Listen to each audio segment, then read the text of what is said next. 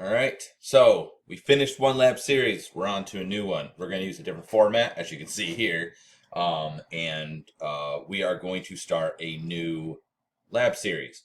What we're going to do is we're going to completely shift gears, and we're going to go into WordPress. Okay, now if you remember WordPress from Web Design 1, it's a pretty intuitive program. You put your stuff in it. It's a very it's a visual oriented program.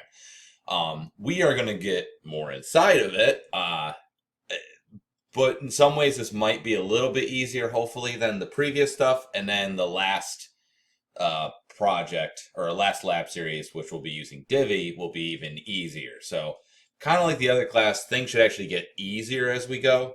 At least that's the hope. Today will probably be the easiest day of all, though, or at least this lab.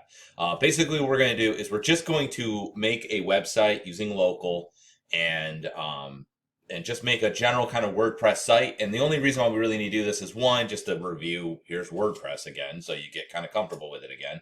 But also so that we have a site to apply our custom theme to, because that's what we're going to make.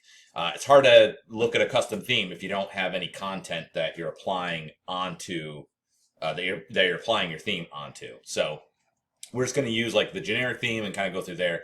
As I go through these steps, feel free to kind of just do whatever you want for the most part, right? I'm just kind of going through and showing you how I would go about doing these things. But just make sure, you have text in it and you have images in it and things like that. All right.